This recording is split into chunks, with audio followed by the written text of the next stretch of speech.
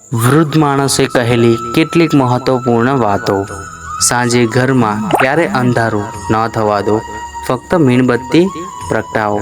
વ્યક્તિઓના માતા પિતા જીવિત પછી તેઓએ ક્યારેય ખબર ન હોવી જોઈએ। દિશાનો સામનો કરવો ન ખાવું જોઈએ। ઘરમાં વાસણો વગાડો। સાંજે ગમે ત્યારે ખાતા નથી। સવારે ઉગત સૂર્યની સાથે પહેલાં ઉઠો। કોઈ પણ શુભ કાર્યની શરૂઆત કરતાં પહેલાં ભગવાનની પૂજા કરો। આજનું કામ આજે જ કરો, તેને આવતીકાલ માટે ન છોડો, નહીં તો તે તમારી આદત બની શકે છે। શક્ય તેટલું તમારું આટલું કામ જાતે જ તમે કરો। કામ વગર વારંવાર સંબંધીના સ્થળે ના જાઓ, નહીં તો ત્યાં તમારું મહત્ત્વ ઘટી શકે છે, ઘટી જાય છે। જો તમે પડોશી પાસેથી કંઈક લાવો છો તો તેને પૂછ્યા વિના પરત કરો, નહીં તો તે તમને આગલી વખતે બહાનું કાઢશે।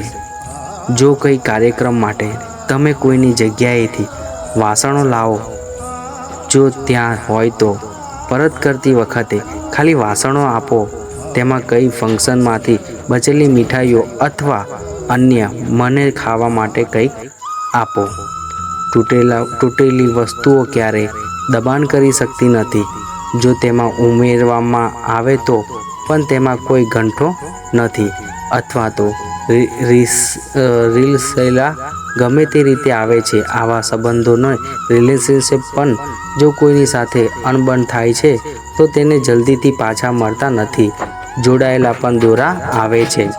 તૂટેલા અરીસામાંથી તમારો ચહેરો ન જુઓ અને તૂટેલા વાસણને ખોરાક ન ખાઓ। ઠોકર ખાધા પછી જ ડહાપણ આવે છે। સુખમાં બહુ હસવું ન જોઈએ અને દુઃખમાં વધારે રડવું ન જોઈએ।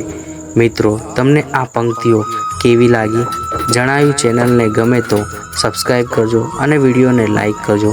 વિડીયો જોવા બદલ ખૂબ ખૂબ આભાર।